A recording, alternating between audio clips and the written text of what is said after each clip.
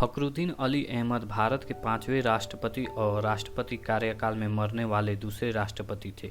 1925 में जब जवाहरलाल नेहरू से इंग्लैंड में मुलाकात के बाद वो भारतीय राष्ट्रीय कांग्रेस में शामिल हो गए। उनका जन्म 13 मई 1905 को दिल्ली में हुआ। उनके पिता जलनूर अली अहमद पहले आसामी थे जिनके पास MD degree doctorate of medicine की उपाधि थी और साथ ही उत्तर पूर्व भारत से भी पहले वो डिग्री हासिल करने वाले पहले भारतीय थे। उनकी मां एक नवाब परिवार से आती थी।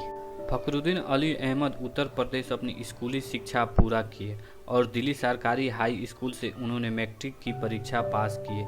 आगे की पढ़ाई के लिए उन्होंने दिल्ली के प्रसिद्ध कॉलेज सेंट स्टीफन कॉलेज में दाखिला लिया। उच्च शिक्षा के लिए उन्होंने भारत को छोड़ दिया और इंग्लैंड चले गए, जहां उन्होंने 1923 में कैम्ब्रिज यूनिवर्सिटी में एडमिशन लिया। 1927 में उन्होंने कानून की शिक्षा पूरा करके बैरिस्टर बन गए। उसके बाद 1928 में वो भारत लौट आए। लाहौर हाई कोर्ट में वकालत शुरू कर दिए।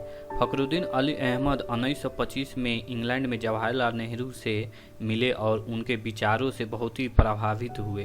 तभी से उन्होंने भारत की राजनीतिक में जुड़ने का फैसला कर लिया था। उनका राजनीतिक सफर की शुरुआत 1928 में भारत वापस आने के बाद हुआ, जब वो भारतीय राष्ट्रीय कांग्रेस के सदस्य बने। थोड़े ही समय बाद सुभाष चंद्र बोस, जवाहरलाल नेहरू जैसे कांग्रेस नेताओं के करीबी हो गए। इसके साथ ही वो भारत की आज़ादी के लड़ाई में कूद पड़े। 1935 में फखरुद्दीन अली अहमद असम प्रदेश कांग्रेस कमेटी के मुखिया के रूप में नियुक्त हुए। कई बार उन्हें जेल यातना भी सहन करनी पड़ी। 1940 में महात्मा गांधी के साथ सत्याग्रह आंदोलन में इन्होंने बढ़ चढ़ कर हिस्सा लिया, जिसके लिए इन्हें जेल भी हुई। 1942 में इन्होंने भारत छोड़ो आंदोलन में भी हिस्सा लिया था। इसके बाद इन्हें फिर से जेल जाना पड़ा। आज़ादी के बाद 1952 में फखरुद्दीन अली अहमद राज्यसभा के सदस्य बन गए। इसके साथ ही उन्होंने असम के एडवोकेट जनरल का पदभार संभाला, जिस पद पर वो कुछ समय तक ही रहे। जवाहरलाल नेहरू इन्हें कैबिनेट मंत्रिमंडल से जुड़ने को बोला। 1962 में वो फिर से असम विधानसभा के सदस्य बने। इस दौरान उन्होंने वित्त मंत्री, कानून और पंचायत विभाग को संभाला।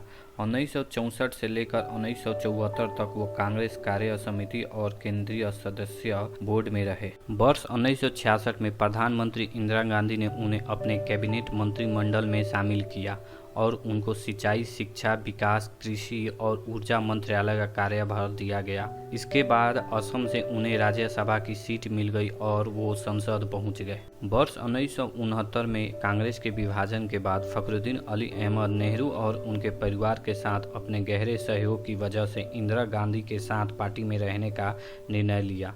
इसके बाद इंदिरा गांधी ने 1974 में फखरुद्दीन अली अहमद का नाम राष्ट्रपति पद के लिए घोषित किया। 25 अगस्त 1974 को फखरुद्दीन अली अहमद को राष्ट्रपति पद के लिए घोषित किए गए।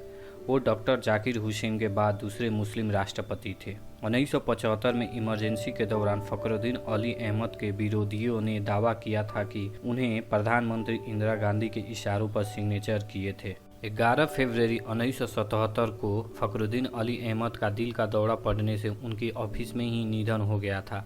भारत के चौथे राष्ट्रपति डॉक्टर जाकिर हुसैन और फखरुद्दीन अली अहमद घनिष्ठ मित्र थे। ये संयोग है कि वो दोनों राष्ट्रपति थे और दोनों की मृत्यु राष्ट्रपति भवन में दिल का दौरा पड़ने से ही हुआ था। आशा करता हूँ ये वीडियो आपको काफ़ी पसंद आया होगा। Thanks for watching my channel.